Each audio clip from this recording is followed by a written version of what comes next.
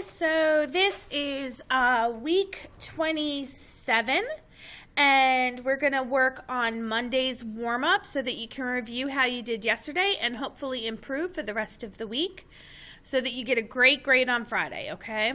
So hopefully if you already did yesterday's warm-up, you've noticed that it is 5 questions, and that's because Miss Davis did it this week, and she felt that they were easy questions, and she wanted to give you guys an opportunity to practice a little bit more. So let's take a look at the first one. The first question says, one morning, the temperature is negative 28 degrees in Anchorage, Alaska. That's pretty cold. And 65 degrees in Miami, Florida. How many degrees warmer was it in Miami than in Anchorage on that morning?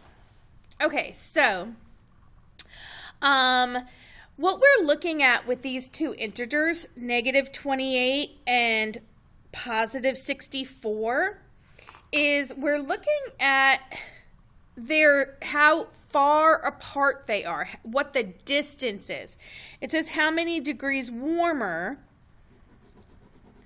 And so that's telling us we need to find the distance from negative 28 to 65. And remember that the way that we find distance is we add the absolute values of the number.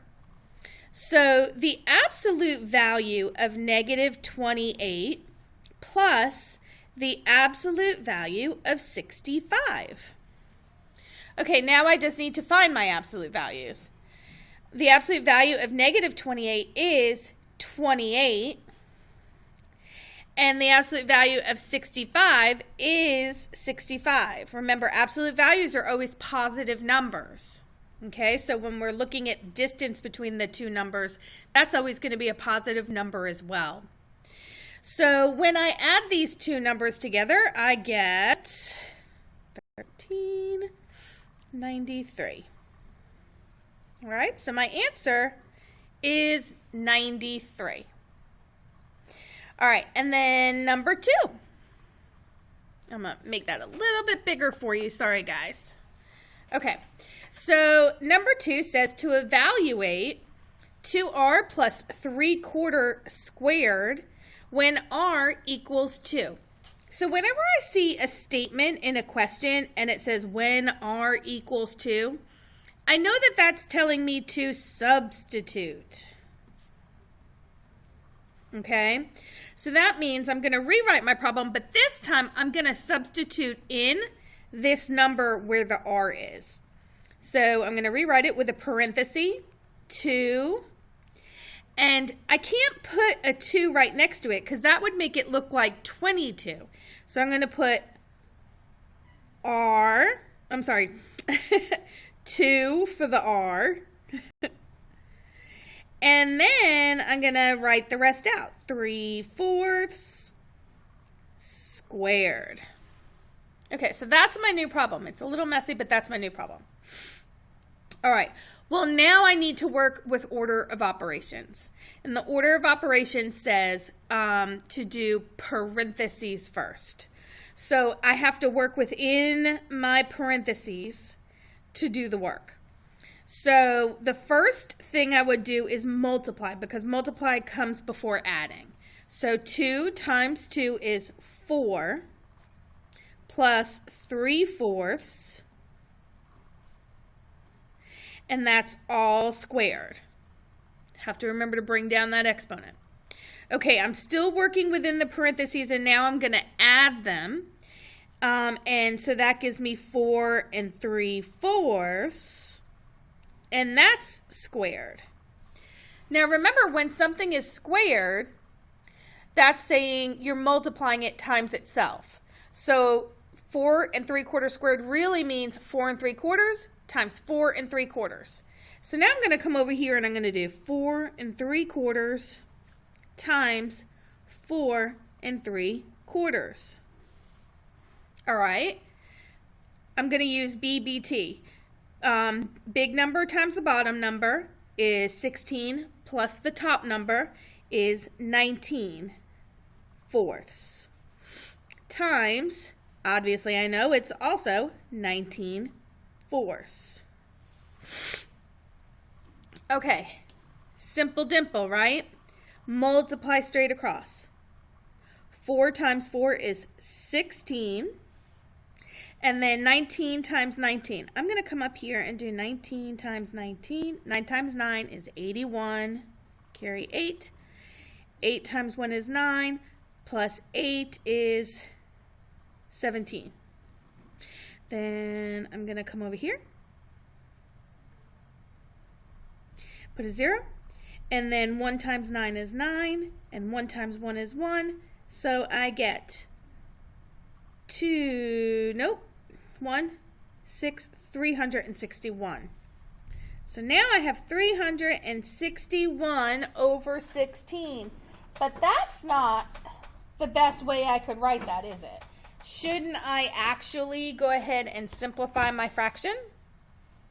All right, so if I have 361 and I divide it by 16,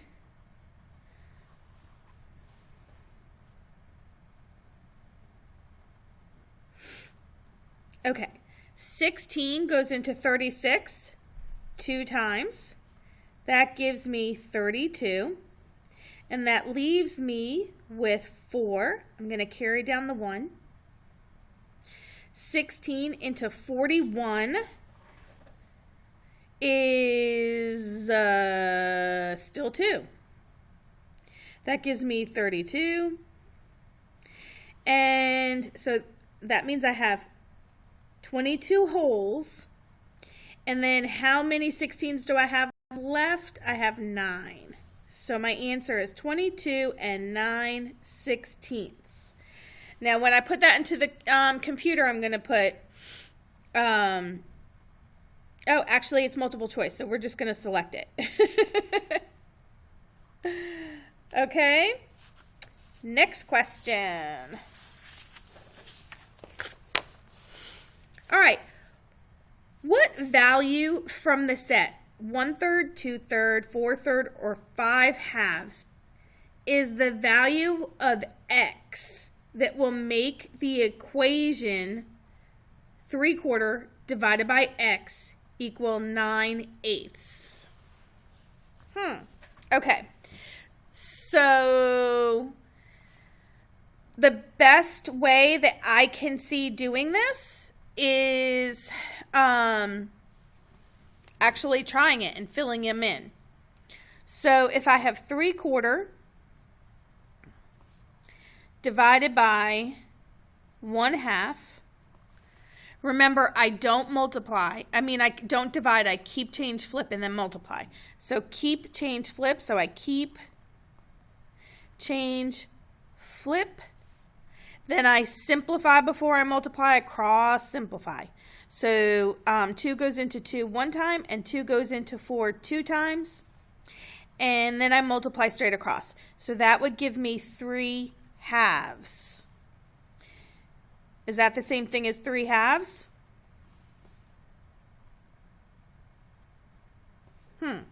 I don't know.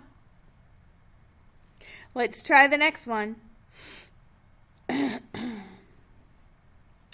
3/4 divided by 2/3. Remember, keep, change, flip. Simplify if you can, which I cannot. So I'm going to multiply straight across. 3 times 3 is 9. And 4 times 2 is 8. What? Oh, look, it matches. That's what I'm looking for, 9/8. There you go. So my answer is 3/2, which, I'm sorry, 2/3. Boy, oh boy, I'm making a lot of little bitty mistakes today. See how easy it is to make little mistakes? Okay, number 4. What quadrant is 4/6 located in? All right, so the easiest thing to do is go ahead and try and graph it. So when you graph it, There you go. That's a little bit more clear. When you graph it, you always start at the origin. It's telling you to go to 4. 4 is a positive number, so I'm going to the right. So over here, and then 6 is a positive number, so I'm going up 6. So it would definitely be in quadrant 1. And the final problem for today's warm-up, or yesterday's warm-up, was which axis is -7, 0 located on? Okay, and look, she didn't give you a graph to look at, so you need to kind of figure, what do I need to do here? Okay, so in your head, you need to think, well, I always graph the first number first. So -7, if I were graphing that, in my head I know I have to go to the left from 0. I'm going to the left first to -7. And then I'm putting my -7 there on that line because the y is a 0. But what axis is it sitting on? Where did you never move away from? You never moved away from the x. And a quick way to remember is if this is a 0, you're on the x. If the first number is a 0, you're on the y. Okay? But you could, if you needed to, draw yourself a simple one and go, okay, -7. I'm going 1, 2, 3, 4, 5, 6, 7, and I'm somewhere over here. And then I have to go to 0. Well, going to 0 means I'm not going up or down. I'm staying right on that axis. And remember, this is the x and this is the y.